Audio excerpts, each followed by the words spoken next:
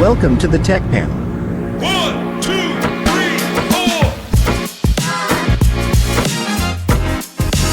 The podcast where tech minds meet. Oh, hey, before we get started today, don't forget to subscribe and ring that bell. Welcome to the Tech Panel. I'm your host, James Arvin. And I'm Sarah Bowers. And this is the podcast where we dive into cutting-edge ideas, innovations, and technologies transforming industries. Each week, we sit down with the leaders and disruptors at the forefront of these changes to hear their stories, explore their vision, and uncover the challenges they're solving in real time. Today, we're excited to welcome someone who's not just shaping the future of AI, but is also redefining how businesses and customers engage in the digital age. Nyssa Waters is the CEO and co-founder of Being AI Customer Solutions, a venture within Being AI Group, which made history in 2024 as the first AI-listed company in New Zealand Stock Exchange. Big, pretty big. Yeah. And you've actually been a little bit obsessed yourself about ChatGPT lately, haven't I you? like AI. I'm into ChatGPT. I'm asking it everything. Actually, the other day, I asked it for some marriage advice for a friend, asking for a friend. And it was brilliant. It was like a free psychology session. I've loved it. There's always someone out there who runs their entire life with the AI models. Any hack I can do, I love it. But back to Nissa. So with over 20 years of experience in the tech industry, Nissa has held sales and leadership roles across Australia and New Zealand at some of the giants like Google, Telstra and Spark NZ. And she has a unique understanding of how to tackle the challenges of the digital era. We're in that right now. Yeah, that's it. We're going to be diving into the vision of AI-powered customer solutions, the ethics, risks, and her mission to use AI to transform businesses for good. This is the Tech Panel. Nissa, thank you for joining us today. Did we get that right? And tell us a little bit about your role. Yeah, thanks for that. So, look, about a year ago, we set off on a journey of doing things a little bit differently to others in the market. We definitely recognised that there was a gap, and we also recognised that both Australia and New Zealand were pretty behind when it came to AI adoption, actually quite significantly here in New Zealand. My co-founder and I were over in San Francisco, and we went, man, people are really struggling with trying to, identify the business cases that they could look to leverage AI in, tool selection, but then also really convincing sort of legacy companies to actually be able to invest in this technology. And obviously there's also the question around roles and what that does to our culture. So when we set off on this mission, we went through a few iterations, as you do when you're starting a company. And it really became quite clear to us when you pull together a number of our passions that there was this overlapping need.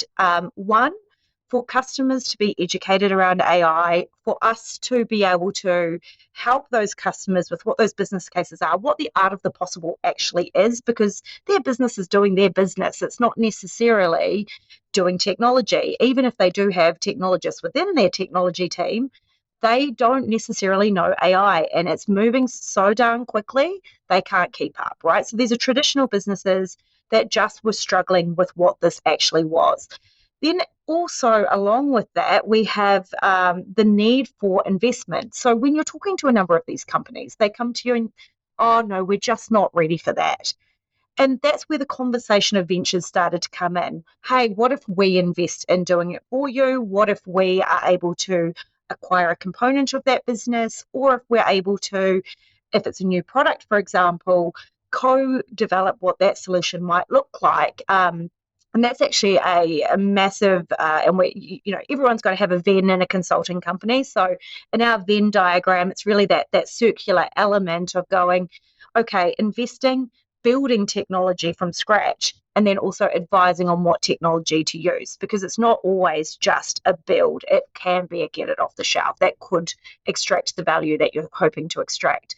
So we see a number of businesses that just really making really small changes can make a massive, massive improvement on their business bottom line. So we kind of went out on that journey to go, let's do things a bit differently. Let's sort of actually go all in with our customers and be on that journey with them.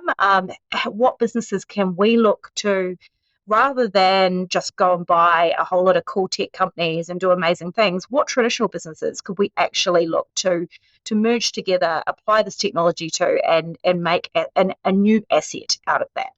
So that's the adventure of being AI as it is today. So we are formally 6 months old on the NZX, but in our hearts and minds, we've been around for about a year. Yeah, that's fabulous. It's the first AI company in New Zealand to be listed, correct? Yeah, Yeah, very yeah. exciting. It's a big achievement. Yeah, it's huge.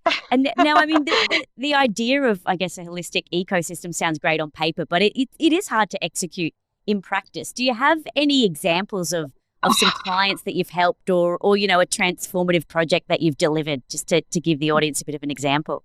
Yeah, and look, we all learn from our mistakes throughout this too. I'm not going to pretend like we've done everything perfectly. So one of the businesses as part of our acquisition portfolio is a mail company, and we set out on transforming the heck out of that, right? We start looking at those processes and we go, oh my gosh, there's so many things you can do auto magically with AI, right? But the reality is that it's actually more about people. It's more about what people do and what those processes that they own and they love and they care, and how they adopt the technology. So I think throughout both our own internal evolution, but also our customer evolutions, we've come up against the same sort of challenge. It's what is that that people change that we have to make as we're going through this journey. So from our perspective, there are a couple of really amazing projects, but I'm under some pretty strict NDAs to be very careful about what I share around them. But one is a very traditional company. We actually just wrapped up most of the project today, which is a really exciting milestone for us. It's one of New Zealand's biggest brands, but very traditional company. Now, I'm going to talk about this quite vaguely, but they had a massive technology team. But they had one of the business owners had a significant technology budget. He was only able to spend 20% of that each year. Why was that? It was because the technology team was spending all their time keeping the lights on. The innovation had been completely and utterly stifled. So he came to us and went, can you do this maybe just to the side without our technology team knowing about it and just prove that it can be done? And we went, yeah, we can. So rather than it being $1 million IT project that would take 4 years, in 6 weeks and 100K, we were able to prove an amazing value to that customer, wrap it up and show them what that value could actually look like, do some test points on the data, build a model, show what AI looks like in their environment, and it's just been such a phenomenal success. So that's kind of one example. Now he can take that as the business owner to the tech teams and go, I kind of know what's involved in doing this now. Yes, I know it's not going to happen overnight, but we know we've done all the due diligence from a business perspective around what the technology might need to actually make this happen. So that's been really exciting for us. Yeah. But it has been one of the big ones for me, and I've worked in technology my whole life, is in this particular iteration, the AI era, it's the business owners, not the technology owners, that are really embracing it. And you kind of wonder why. And it's because, to be honest, the technology teams almost seem quite petrified over what this might do for the future of their businesses, their teams, and they are doing a bit of a land grab. They're going, don't necessarily want this to happen just yet. Mm-hmm. So I'm getting a lot more momentum with the head of operations, the head of marketing, the CFO, than I am with the CTOs, the CIOs, that were the traditional holders of this type of technology. Yeah, that makes sense when you put it like that. And do you have any real life examples that you can give us? I know that was an example, but you had to be quite vague about it. But can you give us an example of how you could, or a hypothetical of how you could help a business? Yeah, I'm betting with a little bit more of an example in there. Yeah. Look, so we operate across lots of different areas. Our niche is obviously focused around AI, but AI isn't always the answer, right? We've been doing some implementations of a tool called Glean. Glean is a company that we very early on identified as a partner of ours, or one that we wanted to spend a lot of time on. And the reason being is I'm ex-Google, right? And when you're working at Google, you're in the Google ecosystem. Doing things is just all about Google. Go to any other business out there, and finding information is an absolute disaster to do business. And even just when you're Google, so we are just Google in our being environment, trying to go, hey, what was the last financial result, or what am I owing on this contract? Usually takes somebody 10 to 20 to 30 minutes to try and actually figure out what the last contract was, get all of that data in, right? Now, Copilot, everyone will go, hey, just use Copilot for that, right? We're a Microsoft shop, yeah, but half of your things might be in Salesforce, it might be in HubSpot, it might be in Slack. Most businesses' information is incredibly fractured.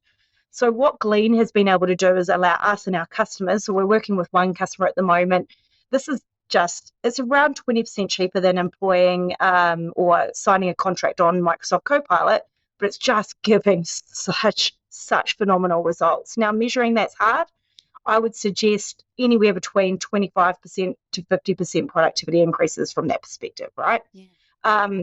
So we're only doing some small pilots on that particular solution at the moment. We're obviously doing some things around workflows and chatbots, which are the low-hanging fruit, generally speaking, in the AI world. So working on how do you improve customer service and access to information? How do you actually get conversational search happening? I'm not sure if you guys know much about that, but I'm not familiar with that term at all. What's happening? Yeah, a good example of this is working with a car sales company. And at the moment, when you have to search for a car, now I'm a female, I don't know what I want. That maybe shouldn't say I'm a female, I don't know what I want, but I definitely don't know what I want. I'll tell you what I do want. I want a car that can fit 2 car seats in the back. I probably want it to be black with black interior because kids. I know that I want it to be big because we have a big dog. So rather than going, okay, I want it to be a Toyota, I want it to do this, filtering in the old-fashioned way, I want to be able to type into search and say, black car, 2 car seats, big to fit big dog, right? Like you do on ChatGPT. Yeah. But being able to actually use that semantic search and be able to get to the multiple selections that actually fit that criteria rather than me having to go all the way through these different iterations of trying to find what I'm actually looking for. Yeah. So actually being able to deploy that to a customer's website is huge, right? Because it gets your customer involved and actually to that data so much quicker, which takes away that frustration and that lag to making the purchase or making the decision to go to that next step. Yeah. So that's one other example in real life that we've been working on. Would it be safe to assume that that's just assuming that you're using a common language model to search for things? Mm-hmm. Okay. So instead of saying, I'm looking for a car, you could say, this is exactly what I'm after, and the system would be able to interpret actual language to find you the search results you're after. It's not a hard thing to solve for, right? But it, funnily enough, is something that is not being solved for enough. True. So because these companies don't necessarily know that is, one, something somebody might be looking for, and two, people are doing a little bit more of this in terms of putting a chatbot over their website that may be linked to one of the large language models. But also there's this reluctance around where the data is. Is it accessible? Then the marketing person goes to the tech team. The tech team go, nah, that's too hard. We're going to have to make sure all of our data is structured, which is absolutely not true either. There's ways that you can absolutely use unstructured data that weren't possible sort of 12 to 18 months ago. So it's actually just about that entire process of the business case. For a really simple, probably 20K project to solve for, that will get it makes a massive competitive difference as well when you're searching for something like that. Even go onto Amazon and try and search for something in that way. Yeah. Do you think you're going to get anywhere? No, it's too much. It doesn't filter it down. It doesn't kind of know you. So you're building that customizable, like, I guess, boutique sort of product for the business, and it kind of works across all the applications that they use, and it cuts down having to go to many different apps or to many different areas. It just kind of streamlines it all. Keep in mind, we're not building anything for a product, right? We are the product. We're a consulting company that works with customers. Sometimes we might acquire that customer or partner with someone. But ultimately, I will not say to a customer, use Google, use Microsoft, use ChatGPT, use whatever. It's completely dependent on what their existing ecosystem looks like, where their data is, what that business process we're trying to solve for is. And it's usually different depending on exactly what that environment is. If it's a new business, it's a whole different ballgame. So to put another, I guess, customer example on the table, we're working with a brand. Well, it's a 20-year-old company, and they had an idea, and they came to us and said, "This kind of looks good," and we went, "It's not good enough. I'm sorry." And we challenged them back and forth to go, "No, that's old AI technology. This is what you can actually do now." Mhm. And we're at a stage where we're filing patents and we're doing amazing things with actually helping them take a product global. So we won't be the product owners there. We're helping them build the technology behind it, but it's their IP, it's their product. And we may take a stake in it, we may not sure yet. But that's effectively the way that model works. Is we're giving our very, very niche and on-time expert skills around AI to help them actually filter through what is the next iteration, not just the current iteration of this technology. I mean, that was going to be one of my questions, was the fact that it's developing and changing so rapidly. I mean, you know, the buzzword is ChatGPT and generative AI and all of that sort of thing. But how does being AI, I guess, stay ahead of the curve or position itself in this rapidly evolving space? It's funny you ask that, because I stand up at a number of events and I say, I'm not an expert. Wow. I'm the CEO of an AI company and I'm not an expert. And I don't believe anyone who's presenting to you and telling you that they're an expert is an expert, because nobody can be in this space right now. It is moving so darn quickly. So a lot of the time, all we can do is be reactive and look at the actual use case, look at the process, look at what we think might be possible and approach that when we need to. Now, my team spend so much time doing research. So we have a head of research that obviously spends a lot of time looking at that and what it means. So every day there is something new that comes out. Every week we do a podcast called Weekly Matters that effectively will take our user base through what we believe is important for that week. So any of the new announcements, so there's been quite a few over the last week, to make them aware of what is actually possible, because sometimes this tech highlight reel isn't actually real and it's not even usable in a lot of ways. So we try and, I guess, demystify some of those conversations that are happening and apply it to more of a business logic. But how do we stay? We are very, very typical. We have a few bots that do the crawling, that summarize the information. You've got to use AI, right? Because we're an AI company. But ultimately, it's us. We're humans. We have to talk about it, and we have to discuss the fact that, you know, Elon Musk is basically the head of US AI now, and things are just changing so quickly. So what could that mean for the world of AI over the next few years? There's a whole lot going on with Anthropic and Amazon. So we just have to keep abreast of what is happening, what we think will happen next. So yeah, there's definitely a few conversations over beers as we all try and mutually learn what is going on. And we're all so freaking passionate about it. It's our love child, right? We love AI so much. So we nerd out with each other, usually at 10 p.m. at night, Yep. around whatever's been released. So Yeah. standard scrappy startup style, right? Love it. We talk a lot about this sort of stuff in the office. We're always debating, you know, the ethics as well behind AI, Oh, yeah. and you know, just always gets the conversation started. Absolutely. Yeah. And, you And know, look, that, oh, go sorry. ahead. Oh, no, I was going to say, well, that's kind of part of where the whole being consultant side of the business started, because you look at New Zealand's such a small place, right? We're 99% SMBs. They don't have the ability to have an AI person that's researching all day, every day. And we met with a large New Zealand customer yesterday, and they put in a governance policy 6 months ago. But how out of date do you think that governance policy is right now? Yeah. So, but they don't have the ability to hire a headcount to keep all of these things up to date. So we're looking at how do we build a COE, but then how to a virtual member of the team spend 1 day a month just looking at AI governance within that business, and that's a massive ROI for them, as opposed to the risks that these programs being outdated can present. I'm Sorry. curious here because you said, you know, no one's an expert in this space.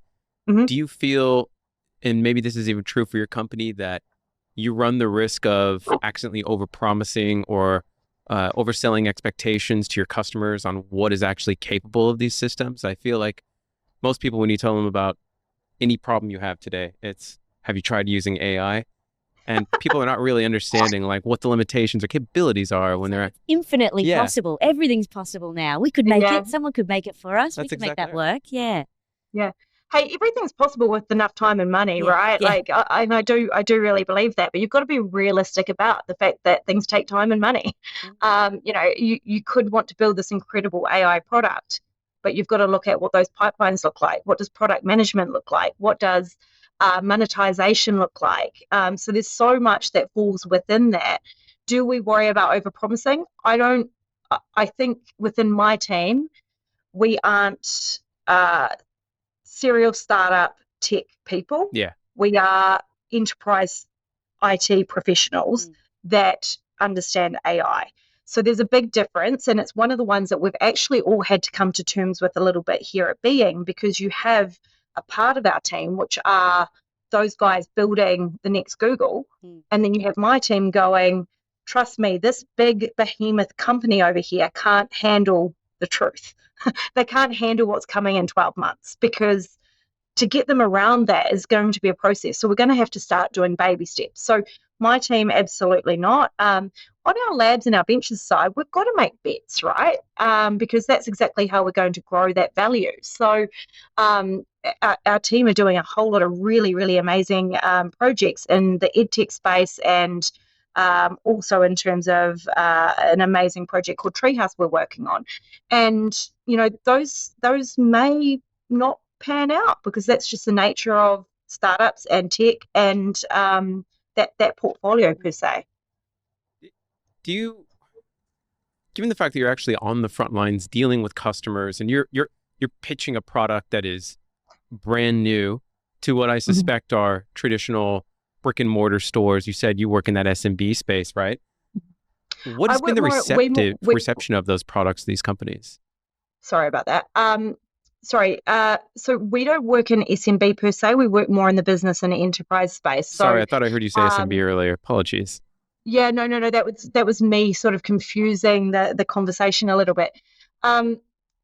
So, sorry, just can you tell me sort of what that question was again? Yeah, no worries. And maybe we'll change this a little bit. Don't even worry about it. Yeah, We'll cool. chop this up in the back end editing. The question I had was, given the fact that you're actually on the front line pitching these products to customers today, what is the reception actually being like? I imagine there's a side of society that just feels like everyone should take on AI productivity tools because it's on an individual contributor level, it's a fantastic tool to take advantage of. Yeah. But when I actually speak to companies, they're a lot more hesitant and in many instances, very, very distrusting of the technology. And we'll touch on that a little bit more, but what do you feel like? What is your vibe of the market today? Do you feel these companies are receptive to adopting it? It's such a good question. So I spoke to you guys about the fact that I lived in Australia for 10 years. I've been back in New Zealand for 2. New Zealand, up until probably the last few months, have been really slow to adopt. They have been really pessimistic about the technology and the need for this technology. A few months ago, one of the government ministries came out with an amazing tool, and it seems to have really changed the conversation. And it's changed the conversation because they've shown New Zealand public what can be done, but have also given license for New Zealand small businesses in particular to actually look at the adoption of this technology. We've been advocating, and we've been meeting with some of the ministries, and we've had a conversation with you guys. It may not be relevant for you, but our economic development side of the government around, do you actually legislate here? And I don't really care whether we legislate. We just need to help give guidance and framework. So if that comes from the government to say, these are the way that you do AI ethically and safely to protect your business, your business's reputation, but be able to get those benefits, that is significant, right? So we're working with the government on that at the moment, because until the last few months has happened, it has been just, we might do a pilot on it. And the pilot's great, but hey, we need to save money. And we can't sign up for another massive EA with Microsoft with a 20% or 30% cost increase. We just can't afford that. So that's been the challenge. What I'm starting to see, though, is almost every company I talk to is wanting to do those baby steps in terms of proof of concepts. Now, the reality here is most of our customers have some form of collaboration suite or cloud environment. And to be perfectly honest, most of those cloud environments now have pretty phenomenal AI tools built in. What I worry about is AI SaaS app fatigue. So what is happening is you've got shadow AI, just in the same way shadow mobile apps happened 10 years ago, going through almost every medium business at the moment. So you've got a whole lot of AI being used that have been bought either personally or on a company credit card that isn't linked to any of the governance tools. It isn't tracked. It isn't set up properly. And that is one of the biggest issues that we're starting to see, plus the cost of that, right? Because those $5 apps, they add up. So we're going to start to see the CFOs put a bit of a microscope on that one. And we already know that Gen Z, around 90% of them are bringing those AI tools to work and using them. And until copy paste no longer exists, that's just going to happen. So you're better off giving the tools to your employees than the risk of that happening. And I know it happens. I spoke to a CMO. She doesn't understand AI. She's been putting her company information into free chat GPT. Like, it seems like common sense to me, but to somebody who doesn't read all the blogs or understand the risks, it just was kind of cool to her. So that's a massive problem that we're starting to see. Yeah, definitely the governance seemed, and I think it's the same in Australia as well, probably worldwide, is that it's just moving so quickly, and regulations or education aren't kind of keeping up with the pace that it's moving, and everyone's, into the buzzword, trying to get involved, as you say. Let's put it all on ChatGPT. I guess it would also depend on what client it is, whether it's like a startup who might be, eager to adopt these sorts of things, or a really, a heritage business. I guess that would be like, I guess, the difference in dealing with those clients. Did you say your team only deal with mainly the established businesses, but within being AI, you've got startups in there as well that you're consulting with, right? Yeah, correct. So my team, my sweet spot is absolutely the traditional organizations that are looking to do things differently.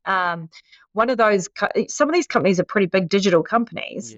They have, I was talking to a company yesterday and they have a team of 30 software engineers. So you kind of think, oh, well, you must be pretty savvy technically, right? Just because you've got software engineers doesn't mean you have AI experts that can look at how you can actually transform the business and actually build a new business or a new product to supersede some of the older products that are being made redundant by other technologies. So that out of the box thinking and kind of going, well, why don't you solve this in a different way, or challenging your traditional revenue streams because those are slowly depleting. That's my team. Absolutely. The labs team are looking at what is, and more so building that from scratch, but what is actually that next big thing that we can invest in and get that value, that longer term value out of. So they're the guys that are building out patents and looking at that far off future that, to be honest, I'm more here and now. They're looking at what that future view is. I'm trying to think back to my early days. I remember where you used to work. I'm trying to imagine, you're saying you like to work with the more older established companies, but just think back to the companies that we worked with when it was telephones that everyone wanted to use, or a physical meeting room where everyone had to get up. It was like pulling teeth from these companies trying to convince them to use something like Skype or Microsoft Teams. Do you just feel like all of your work is ahead of you? Do you think you'd be able to get more traction? That is to say, working with some of these more tech startups, like they seem like they're ripe. Maybe it's a groundswell thing. Like, why would you go the path of more resistance? Yeah. Do you love a challenge? Maybe it's a personal thing. I've always been in a tech company selling into enterprise customers. So it's what I know. I feel like you can make a really phenomenal difference as well. Like you can show the value in a traditional business in a new way. Could we possibly? It's actually not a subject that I've thought about. And it's funny, we had a team discussion yesterday of whether we start looking at some of these these digital companies and assisting them on this journey. Yeah, it is an interesting one. It's something I've not put too much thought into yet. You can hire But me thank you anytime you for want. that. Here we go. I'll, I'll put you on the cap table. Well, so the thing that I've really wanting to dig into for a minute here is, given the fact that you're really consulting heavily with these companies and directing them in the direction of using, in some instances, AI-based models to manage the way their ecosystems are handled. Mhm. Do you feel that there's a risk teaching AI models intimate information about an organization where these things are they're just designed to absorb data and learn from it? Do you feel like Yeah. you run the risk of stripping away that company's unique DNA that gives them a competitive edge in the market? Because if the model learns that that's a tactic that other companies are doing by absorbing what's being typed into it, cannot someone else go in and type it, and then now it's saying, well, these are tactics being used in the market. How about I recommend this to you? Yeah, look, really good question, but this goes back to governance again, and it goes back to the selecting the right tools and having faith in those tools that you're using and not going to train on your data and share your data, right? So the CMO that I was talking about, taking company data and putting it into ChatGPT, 100% that's a risk. But if you are using a tool that is ChatGPT Teams or enterprise version, it is very explicitly stated that they will not train on your data. And I am an optimist. I do believe them. I worked for Google, and I 100% believe when they say that that data is yours and yours only. And we kind of have to a certain degree, because it's either that or you have no other option. You can build your own models, but that becomes significantly cost prohibitive, right?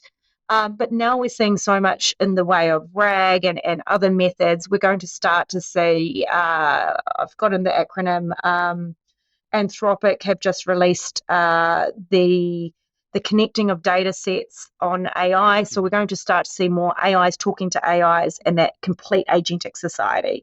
And that's what we're actually working with most of our customers on right now, is preparing them for that next view where we're not on a computer. The human is not going to be on the computer. The human is going to tell the agent what to do, and the agent will perform that task. So that is already happening. We've seen Anthropic's computer use. You've seen, what's it called? Sorry, I should know this because I did a podcast on it earlier, but OpenAI's release that will be dropping on, and I'm a numbers person, so January the 25th, they're dropping their new model, which will be doing something similar. And Google has also released theirs as well. So you're going to start to see that everywhere, and that's going to be the next iteration. And it's large action models, not large language models, because they're actually performing the task for you as opposed to just being a conversation point. And sorry, I want to dig into this because I hear a similar response from other people when I ask this question. We should trust them because what else can you do? Do you feel we're kind of being forced into this position because they're not really being quite as transparent as the average person would want them to be with how information is being stored or utilized behind the scenes? You're talking to an optimist. Again, yes. Again, working for Google for a number of years, I look at things a bit more pragmatically, and I look at the way that they've got data set up. And they've got the way that these things go through the technology and go through the pipelines, and I have full faith. I don't think they're not being transparent. I think that it's maybe our lack of understanding as to their operations, because even as an employee at Google, I can't even see my customers' information. It is so locked down, and it is so fragmented in a purposeful way to ensure that the safety and security of that data exists. Do I believe OpenAI are doing the same thing? Yeah, I actually do believe that they are ensuring that that data is wiped afterwards. There may be times where things go wrong. It's technology, and Microsoft has had breaches. OpenAI have had a number of different things happen. We know that these models hallucinate. They hallucinate on purpose. That's how they're designed. It's not a flaw. It's actually the way that the model works. So do I think we don't have a choice and we're backed into a corner? No, this is a huge opportunity for all of us to maybe regain a little bit more control of our life, because mental health is declining. We're all working so much.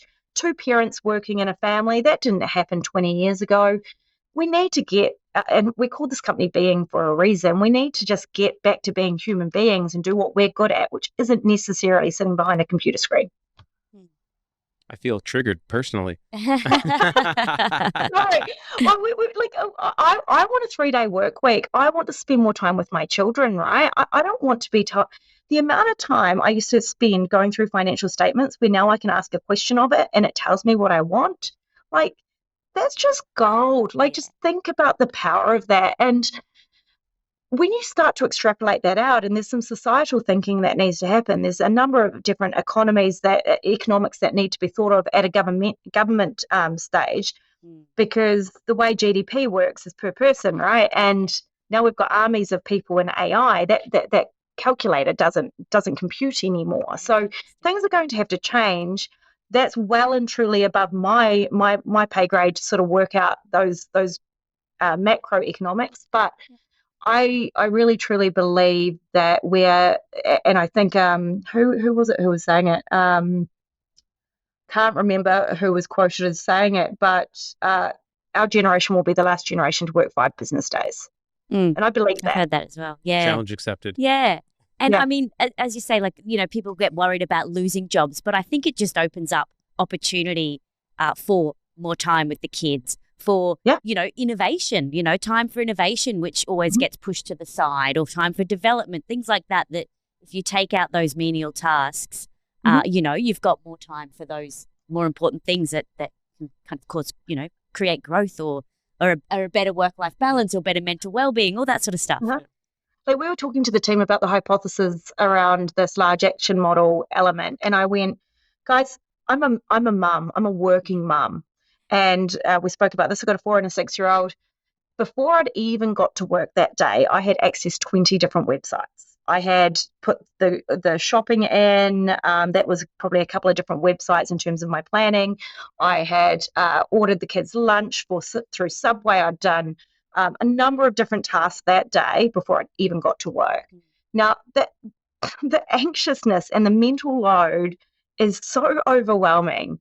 And I just hope that we can make some of this go away and make it easier. I hope that when we start to see more of the AI embedded in these tools that we're using, it just becomes natural as opposed to difficult. And we're starting to see that. Like, if you took my AI away from me right now, I tell you what, I don't even know how I would function. Yeah. And it's changing and getting better every single day. Like, we play with all the tools, all the new releases, and something different is coming out every single day. So it is really cool to be in a stage where you go, I think we can make people's lives better.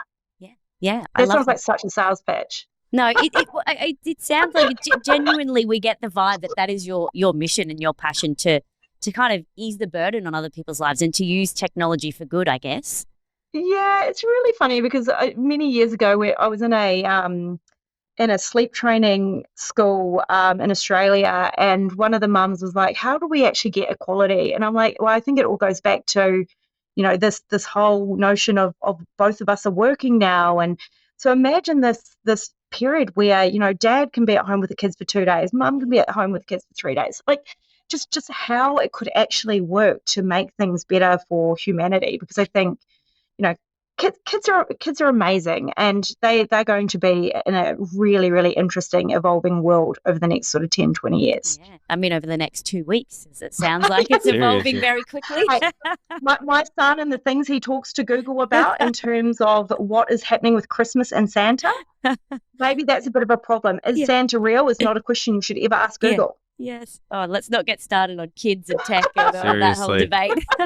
But from one working mum to another, you said you test drive all of the new AI features. What is something that you couldn't live without, or do you've got any software or anything that you couldn't live without? Yeah, look, from a business perspective, Glean is gold for me. And we had something similar when I worked at Google. And when I went from working for a large telco across to Google, that made my life so much easier. Basically, think about it as Google search for your enterprise. So it's only going to surface information and knowledge that is housed within all of your different enterprise tool sets. Glean does that but then puts AI over it. So it's kind of that tenfold, and that's constantly evolving into next being action models and actually doing things. So that has, and we deployed it 3 weeks ago here, and already I could not live without it. Yeah, wow. Just couldn't. Basically, being able to find whatever I need whenever I need it by just asking it is just so good. From a mum perspective, Google Home is life as well, right? I just don't understand how they haven't merged it with Gemini yet, and obviously Alexa isn't AI centered yet either. So once the home automation elements of AI start to come out, I think that's going to change the game for us as mums, as dads, because in my family, actually, Dad does probably most of the child rearing, to be honest, and planning and cooking. So it's going to be really cool to start to see that come out. Notebook LM, I'm not sure if was you that? guys have played with that yet. Notebook LM. No. Never heard of it. How have you not? You guys can make your own podcast automatically. This sounds fun. I'm really I can get hoping. 2 days back. I'm hoping she's overselling it. I'm like, how do I not know what this is? No, look up Notebook LM. So it's a Google tool that you can sign up for. You basically can put in a number of different websites, information, so on and so forth. So it's effectively creating your own model based around the data that you've inputted. So similar things you can do within an enterprise environment, but they're basically putting it there for you to use. But there is this amazing thing. It's been in the media quite a bit where you can go create a podcast from this data. So what it does is have these two people chatting about the data that you've just put in. So it could be websites, it could be documents. So an example, when we had the ministry come in, we uploaded 50 of the links to their websites and showed them what a podcast discussing their own data is. And they were like, whoa. I had seen This is something about. insane. I saw a podcast that was created, through AI, and I wasn't too sure what it was. So Yep. Notebook LM, there you go. But think about why that's important. It seems novel. So for me, I drive an hour each way, right? An hour each way. I had to do some research today. So what I did is I got the team to put in all the websites of the different things that we needed to learn about. So the bot's obviously gone. These are the new things. And create a podcast. And then I'm in my car and I'm listening to people talk about the information. That's so perfect. I love that. I currently do that, but I copy and paste it into notes and then say, hey, Siri, read my notes. Mhm. And then I listen to that on the drive. So the variable way to here, do though, is that it's not exactly all of that information that you're copying and pasting. They're actually summarizing Yeah, that's all brilliant. of this content, I love that. including YouTube videos, and able to actually give insights. And you can actually prompt it to talking about it in a critical sense or in a positive sense. So pretty phenomenal, really. Brilliant. Yeah, that's brilliant. I love it. I like it as well. I'm still waiting for the world to change to a point where I think iPhone has just recently done this. I can't use it because they stupidly won't give you access to the AI model unless it's the brand new phone. But excuse me, I was going to say, So think- about the money. Yeah. we're all looking for an AI model where you don't need a device to use it. I think that's the part that's we're all lacking right now. If you want to use GPT or any of these other models, you got to sit in front of a computer, got to sit in front of a phone and search Yeah. information. All of us, I think, would like the ability to say, hey, tell me this information. But all you Well, get that's- is Siri or whatever else, which is just horrible. Well, that's the Alexa and Google Gemini Home ambition, right? So that will be what comes next out of those guys. But also you're starting to see ChatGPT be embedded into cars. So a lot of the new cars that are coming out are actually going to have that live within them. So you can talk to your car and effectively get it to tell you things. Well, that's and what now is that you've lacking got- when you drive a lot, Yeah. honestly. Because I try to ask Siri, I can't search the internet right now. And you're like, what are you? You're dead to me. So I went to CES at the beginning of this year, and I'm hoping to go next year as well. And that's the largest tech conference in the world over in Vegas. And the things that we're using AI it just blows your mind, right? The computer vision models, the cars that you can talk to, basically self-driving as well. So there's just so many things that are starting to come out. But the Humane Pin was one that was a device that was on your body. You might start to see wearables such as rings. At CES, I did see earbuds that you can put in, and actually Samsung and Google both have AI built in, and you can converse with your earbuds. So you're starting to see a bit more of that. it's not perfect yet, but it's getting there. It's baby steps on some of this stuff. I know this is like definitely put on your tinfoil hat kind of thing I'm about to say, but I think the future of AI is actually going to be something along the lines of a device that is constantly listening to what you're saying and can recall conversations that you had based on historical things. Like, did I say this? Yes, it said you said this at this point in time. But I can definitely imagine some people being like, nah, I don't want anything like that. Well, they already in theory have that with Microsoft, right? Because Microsoft Copilot on PC is effectively recording everything that you're doing on your computer. So technically speaking, that exists already, but it's the problem is that data is so fragmented, right? Because your PC isn't your phone, it isn't your home device. Your life is all in different places. So I definitely theorize around how do we actually collect and own our own data. So self-sovereign data, I'm not sure if you know much about that, but digital identity and self-sovereign data is going to start to become really, really important because there's so much data collected about you. You really should own it. And in order for agentic societies to actually exist and get the most value out of them, you really need to have that data in one place or at least linked to be able to derive the right summary of whatever's going on. We have not talked about that. I got to say, we've probably had about 15 episodes now with AI people. None of us have raised the conversation of storing your own personal history that can be accessed by whichever product or provider for AI modeling that you want to go to. Hey, do you want to leave GPT and go over to Microsoft? Bring all of the information that you've... like why can't you own that? Like it's like your photos. Like why can't you migrate your data over to other things? Why can't you own that? You're starting to see land grabs everywhere, right? So everyone's building their own AI, and we spoke about this on our podcast this morning. You know, Salesforce is building their AI. You've got Facebook doing their AI. Everyone's got it. There's the open source versus closed source. The same thing is going to start to happen with data. So there are a few startups that are working on that problem at the moment around how do you collect and then apply whatever AI model you want to your data. Because it's not necessarily going to even be models in the future. It's going to be agents, and you're going to have your personal agent that has access to your life and your personas. OpenAI's vision is very much around that they'll have context-aware persona agents. So that's the way it has to go, because at the moment it's just based on this small amount of knowledge with a really big language model behind it. I'm really curious to know how it will be marketed or advertised to. Like if we're not doing a Google search and having, you know, the Google SEOs from your websites will be dead, right? And apps will be dead. You'll just mainly be using AI for your information and your searching. How do you get how are people going to advertise to you? It's funny you say that. I've been asked to speak at a lot of marketing conferences and be part of a lot of marketing events recently for that very conversation, because we believe that SEO is dead.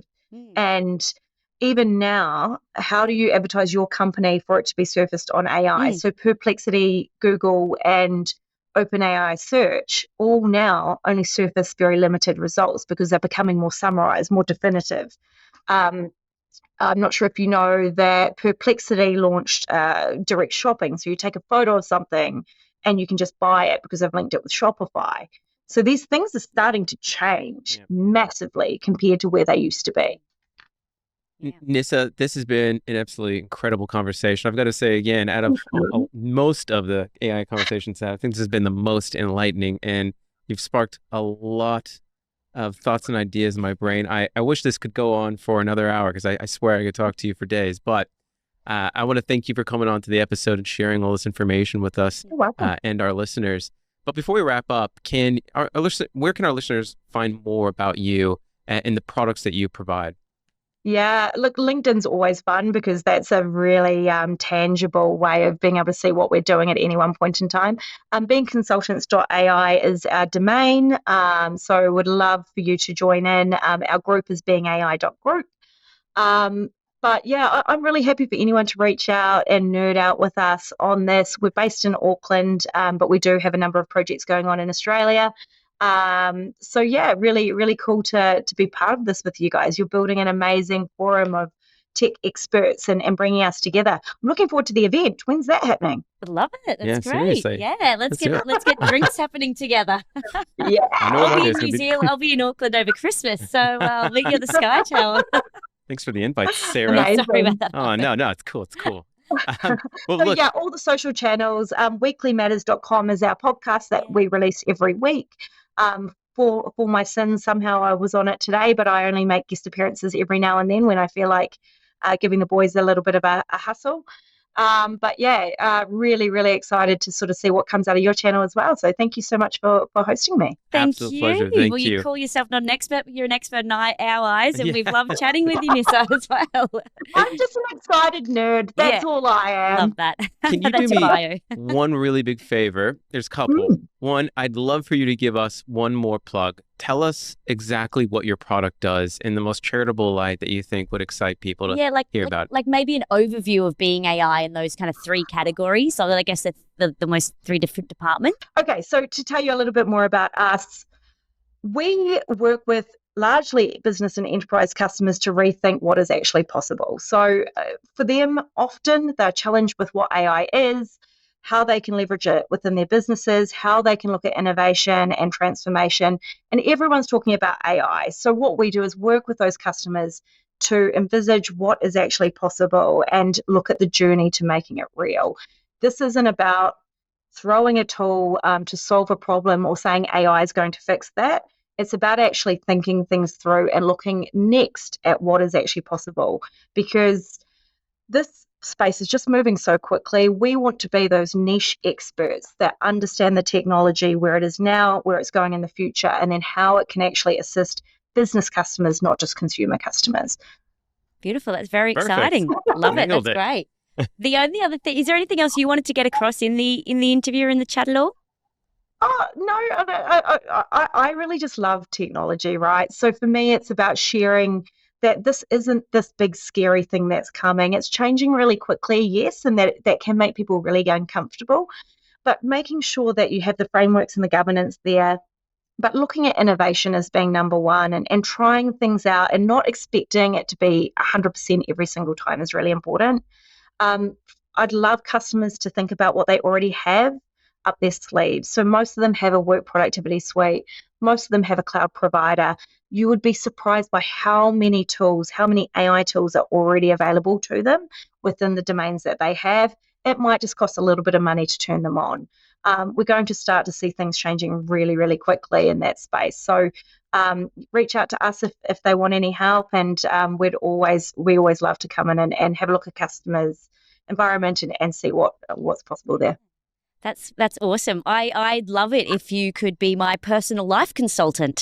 If that's an option, if I could sign up and be your first personal life consultant client, if you could just give me an overhaul. Get those agents working for you, right? So we'll get the agent doing the shopping and booking the holiday is the big one. Yeah, let's book right? the holiday. That's what I don't have time for. California, booking the holiday is the big one, because that's really hard work when you've got kids. It's a nightmare when it's on your own these days. Well, thank you again, Nissa. This has been a wonderful, wonderful chat, and we really appreciate your time. Thanks for joining us on the Tech Panel. Megan, don't forget to subscribe and hit that bell, and we'll see you in the next episode. Thanks for tuning in to the Tech Panel. If you like what you heard, make sure to subscribe on YouTube and follow us on TikTok, Instagram, Facebook, and LinkedIn to stay connected. A big thank you to our major sponsor, SmoothLink Integrations, for powering today's episode. And join us again on the next episode of the Tech Panel, where tech minds meet.